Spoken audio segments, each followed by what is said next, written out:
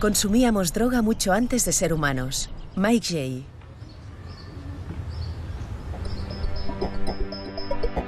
Las drogas o sustancias que alteran el estado de la mente existen desde hace millones de años. Los humanos y otros muchos animales las consumen para aliviar el dolor o provocar un momento de placer. ¿Sería la fina frontera entre el uso recreativo y el uso terapéutico de las drogas la causante del tabú que recae sobre estas? Hoy en redes, David Nutt, psicofarmacólogo y expresidente del Consejo Asesor sobre Abuso de Drogas del Gobierno británico, nos hablará sin tapujos de la adicción y de algunas de las drogas legales más dañinas con las que convivimos en la actualidad. La mirada de Elsa se centrará en una de estas drogas, el alcohol, y en cómo es capaz de alterar el cerebro en desarrollo de jóvenes y adolescentes.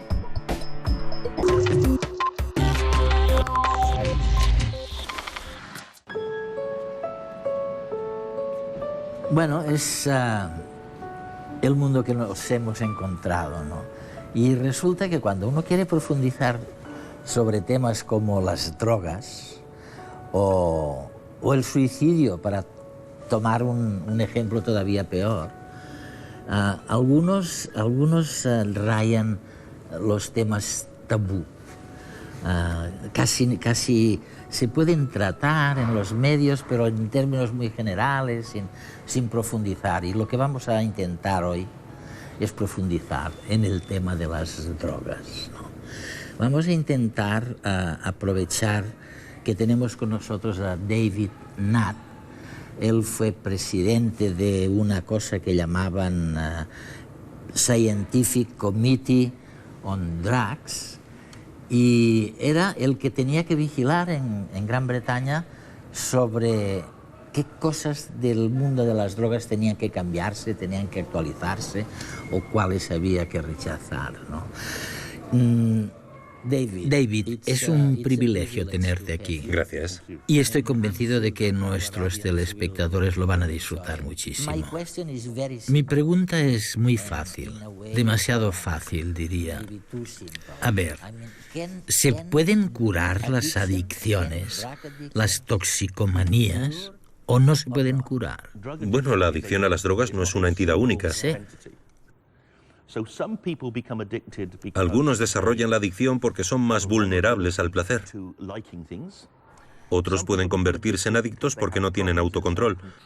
Algunos drogadictos lo son porque sufren estrés. Estos mecanismos diferentes implican procesos cerebrales diferentes también. Es verdad. De modo que si identificamos el proceso, creo que empezaremos a desarrollar tratamientos más eficaces. Por ejemplo, alguien que se vuelva alcohólico porque el alcohol le ayuda a combatir el estrés. Podríamos utilizar una droga antiestrés. Por ejemplo, un antidepresivo.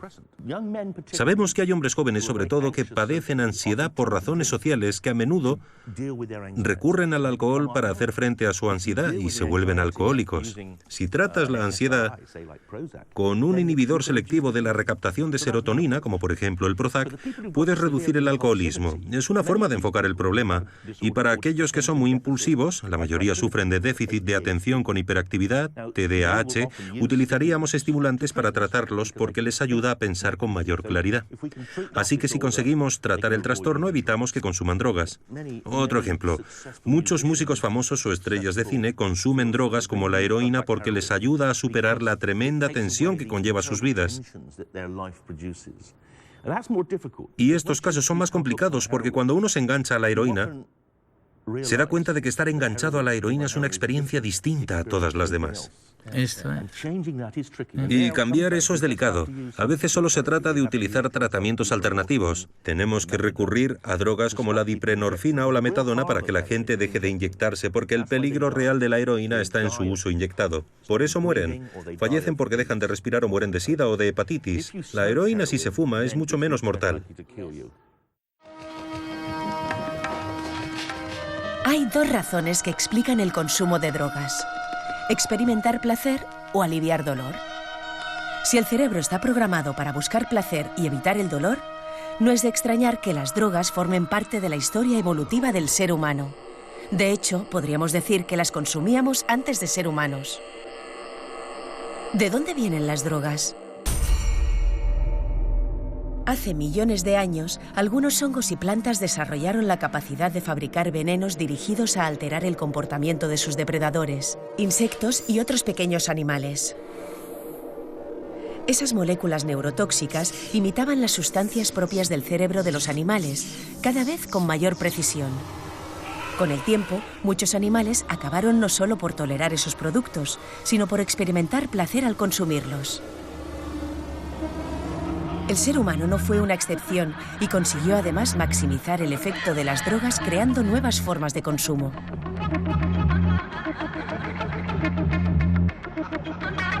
Más tarde, con el desarrollo de la química, se obtuvieron los extractos puros de plantas y hongos y se comenzaron a producir nuevas drogas sintéticas más potentes, más eficaces. Hoy en día, los esfuerzos se centran en diseñar drogas alternativas que ayuden a combatir las adicciones. Esta carrera de perfeccionamiento químico y tecnológico, iniciada por hongos y plantas y culminada por todas las culturas humanas, ha llevado a la obtención de moléculas potencialmente más dañinas, con las que nuestro sistema nervioso no ha aprendido a lidiar.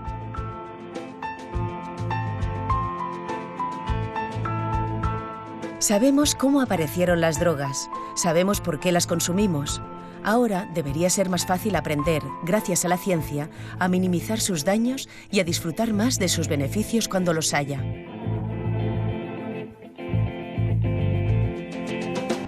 Mencionas las regiones cerebrales. Sí.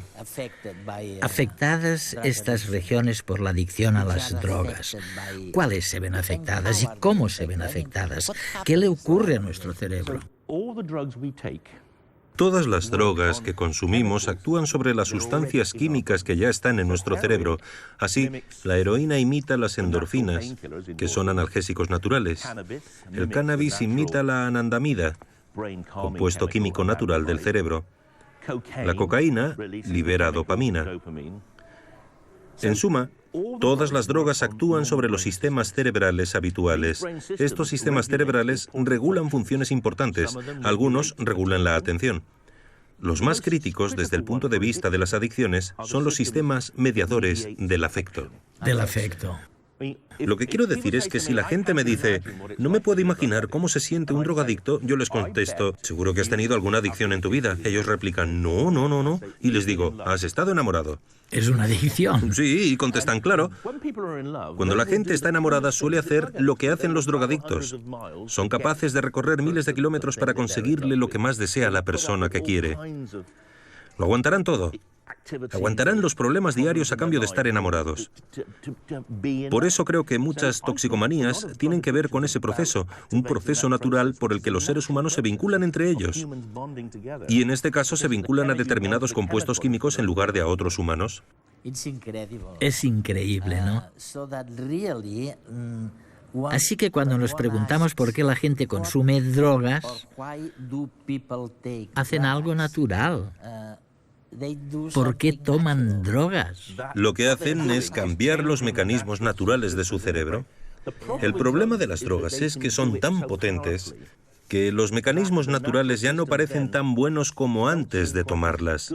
Mucha gente dice que una vez pruebas la heroína, sientes que los demás placeres de la vida no son tan buenos. Ese es el problema con drogas muy fuertes como la heroína. ¿Y por qué hay tanta resistencia al cambio? ¿Por parte del toxicómano? Sí. Porque cambiar duele. Pierdes el placer. Y a menudo tienes el mono, algo que puede ser muy desagradable. La mayoría de la gente puede superar el mono, pero asusta a muchos, por eso no se atreven a dejarlo. Porque tienen miedo. Una de las ocupaciones favoritas del cerebro humano es la búsqueda de placer.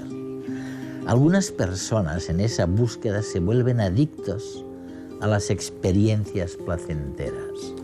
lo que puede arrastrarlas a una vida profundamente triste y miserable.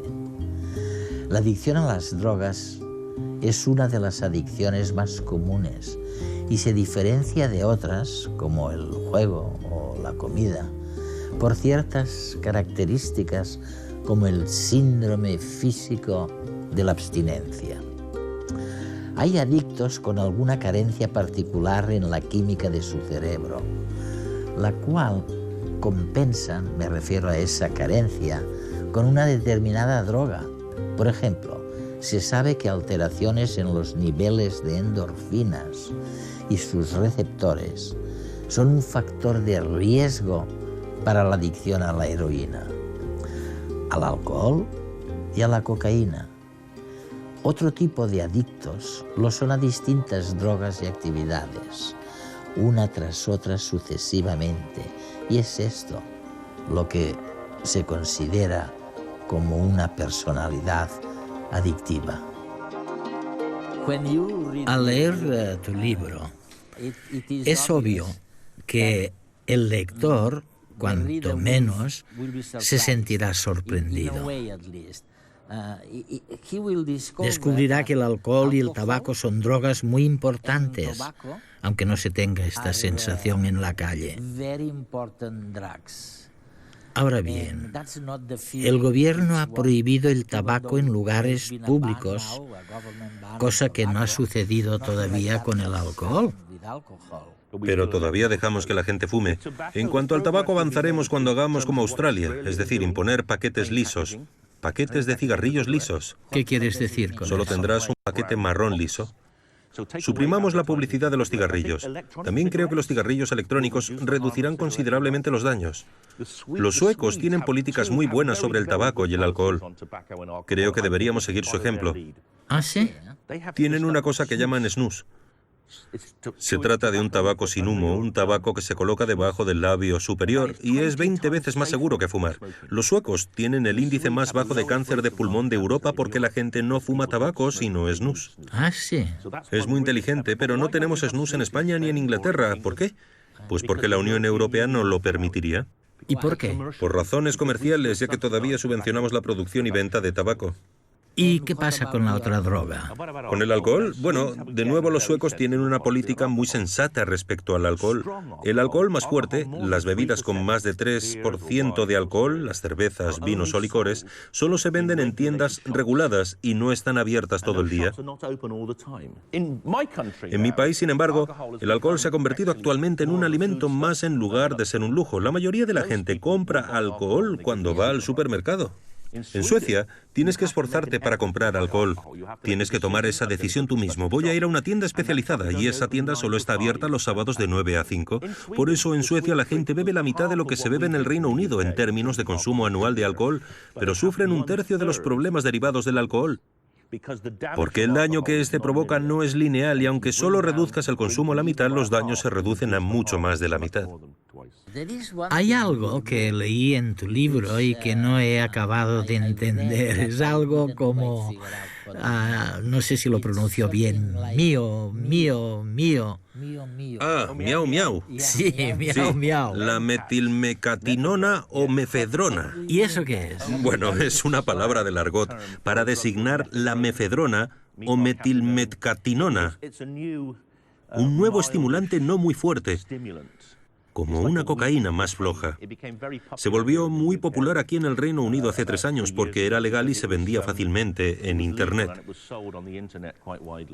¿Tiene algo que ver con esas drogas que podrían ser útiles y que parecen menos dañinas que otras? Sí, la historia de la mefedrona es muy interesante. Ah, sí.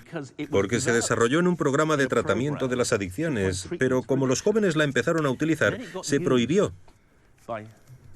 Aunque antes de que se prohibiera su consumo en Gran Bretaña, había reducido las muertes provocadas por la cocaína. Es como una cocaína más segura. Así como la metadona o la diprenorfina reducen las muertes causadas por la heroína, esta droga redujo las muertes provocadas por la cocaína. Por consiguiente, se convirtió en un tratamiento, o al menos en una medida que mejoraba la salud, si bien nunca conseguimos la licencia. Pero el problema se plantea ahora que ha sido prohibida.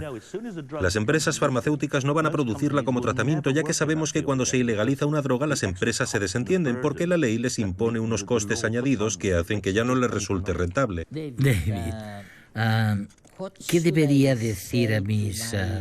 bueno, ya no puedo decir a mi hijo y a mis hijas, debería decir a mis nietos. Sí.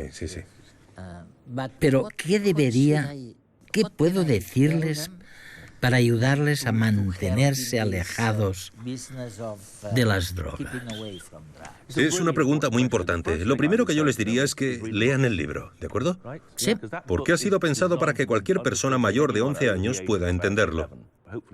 Supongo que pronto tendremos una edición en castellano. Creo que es fundamental que los jóvenes sepan la verdad para que cuanto menos tomen decisiones conscientes de ello. Que la gente sepa, que conozca los perjuicios reales de drogas como la heroína y la cocaína es crucial.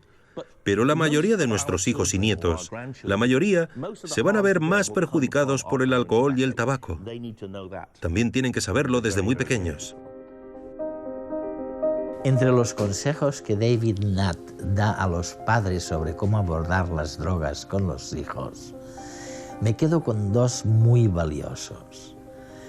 El primero es no olvidar al alcohol y al tabaco. También son drogas. Son incluso más dañinas que muchas drogas ilegales. Y el tabaco en particular crea una gran adicción. El segundo gran consejo es darles información creíble. A partir de los 6 o 7 años ya son conscientes de la existencia de las drogas. Los padres deberían exponer claramente los beneficios y los riesgos, por lo menos, de las drogas que ellos mismos consumen.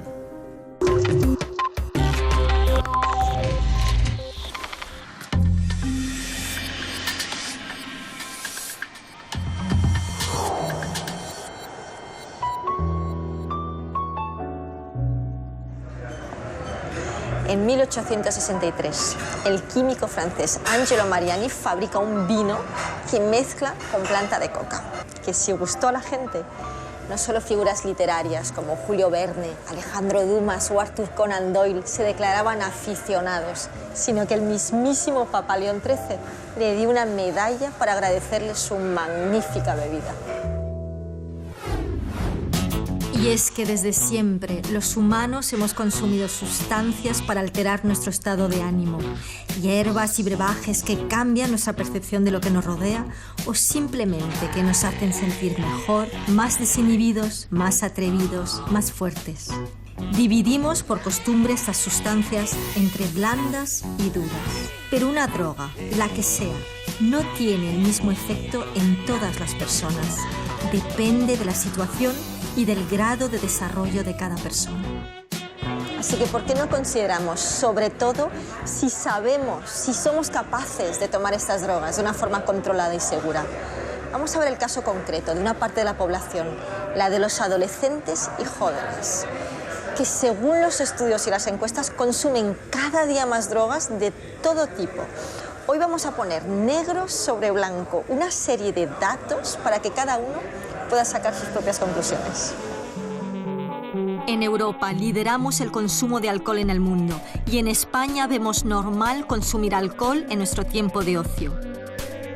El resultado, el 65% de los adolescentes entre 12 y 18 años se declaran consumidores de bebidas alcohólicas y empezamos a beber de media a los 13 años. ¿Cómo ven los jóvenes este hábito? ¿A qué edad empezaste a beber? Creo que a los 14. ¿Dónde vas? ¿A 16? No, a los 15, a los 15. A los 13. Bueno, más o menos. Vasitos de anís. He bebido toda la vida con mi familia. ¿Qué y cuánto bebes? Pues botellón de tinto con limón, Malibu con piña, en la playa. Es muy social, siempre toda la gente se invita. 3 cubatas. 3 cubatas. Los chicos un poco más. Yo no opino. 6, 7. Yo no opino. 6, 7. 5, 6. ¿A dónde vas? 4. Unas 8. Sí, 8, 9. 8, 9 caen. Fácil. Bueno, vas a cenar, te tomas 3 cervezas. Le pones unas otras cervezas después, 3 chupitos que caen por ahí. Y luego que ves que la vas a sacar, pues te tomas otra cerveza y ya el kit resaca lo tienes. Como nuestro entorno es permisivo con el alcohol, los jóvenes no le tienen miedo. En general, piensan que el alcohol o las demás drogas no tienen un impacto sobre su cerebro o que solo una cantidad muy importante de estas drogas podría afectarles. Pero ¿cuántas copas afectan al desarrollo del cerebro adolescente? ¿Cuáles son los riesgos del alcohol? Al día siguiente... El día siguiente estás muy mal, pero al otro estás de puta madre. Y al día siguiente llegas y dices, oh, yo estuve un poco piripi ayer. Y te dices, madre, no beba mucho. Y ya está. Si pienso en los efectos, pues casi que me fijo más en los efectos que tiene a día de hoy. En plan, a corto plazo de... Joder, es que esto no es más que engordar, me hincha, me siento pesada, no puedo concentrarme. Esto a corto plazo. Ahora, a largo plazo... Bueno, pues no lo pienso. ¿Adicción? Depende, los fines de semana yo creo que no tienen pero...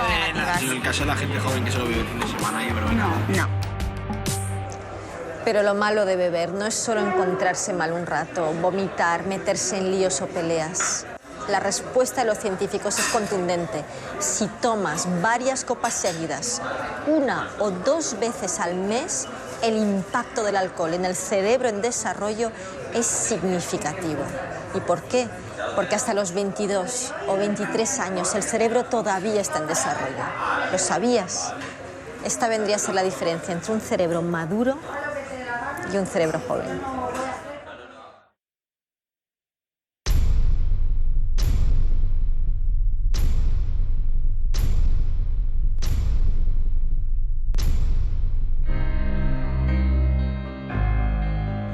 Las bebidas alcohólicas contienen etanol, una sustancia adictiva que atraviesa fácilmente la barrera hematoencefálica y se detecta en pocos minutos en el cerebro tras la ingesta de la bebida.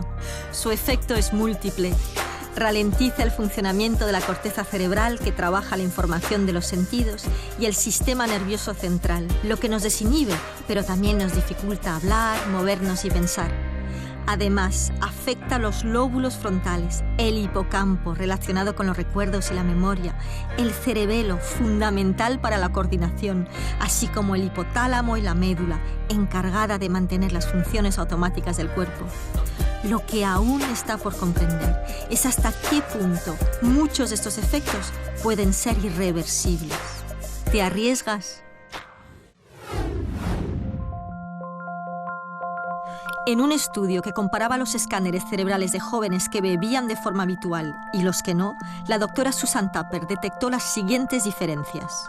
Los que habían bebido tenían menos habilidad para interpretar la información visual, eran peores en los test de memoria y de atención, tenían peor calidad en la materia blanca de su cerebro, lo que se traduce en una peor comunicación entre las neuronas.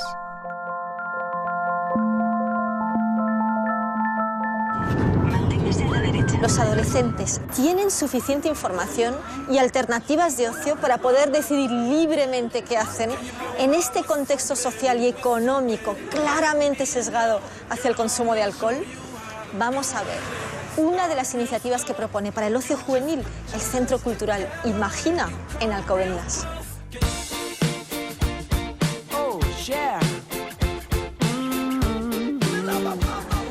Hola.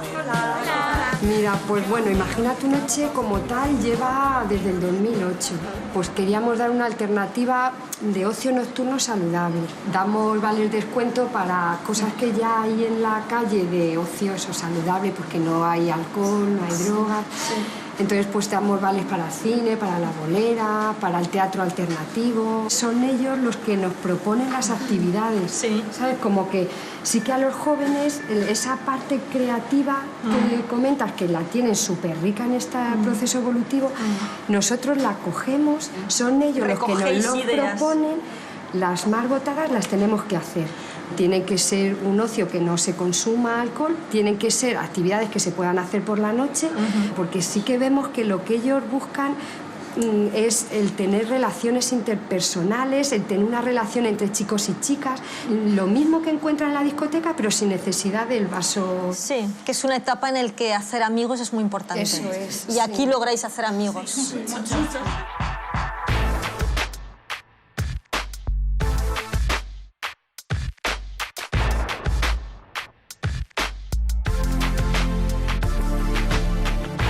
Realmente aquí tenéis oportunidad de probar cosas distintas que no haríais normalmente, aunque solo sea por el coste económico que tienes. Sí. Concursos de música para grupos jóvenes. Nosotros, por ejemplo, fuimos los campeones del año pasado.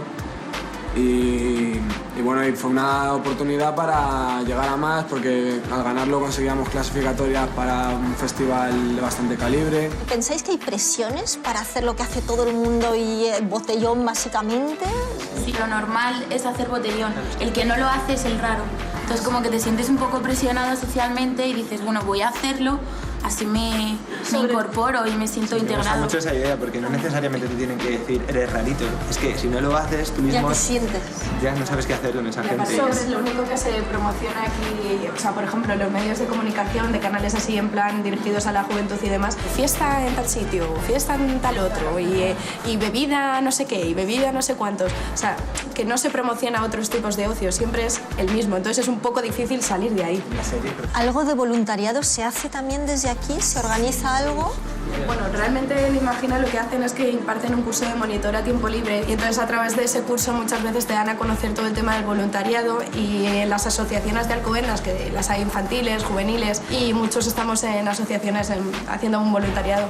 También es importante el que ellos se sientan como que pueden ser capaces de cambiar la sociedad.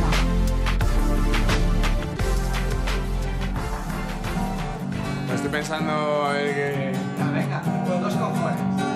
No tienen ni idea de todo el tiempo invertido. Dejé de meter canasta para meterme en sus oídos. Sigo con mi ruido herido debido a mi sino. Y si no me como el mundo porque el plato está perdido, y aprendí a dar sonido cuando no quedan testigos en el filo ni contigo. Saben quién está contigo, yo confío con los míos porque son los que siempre vuelven, y conservaré mis sueños porque siempre me harán falta.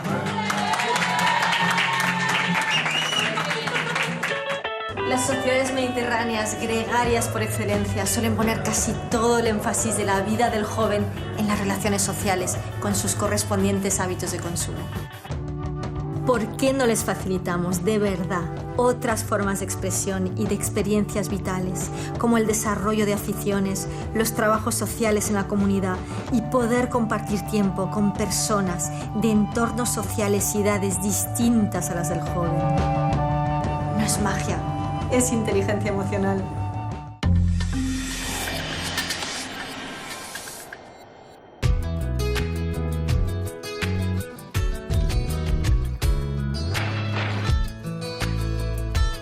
Me gustaría saber por qué mi hermano ronca tanto.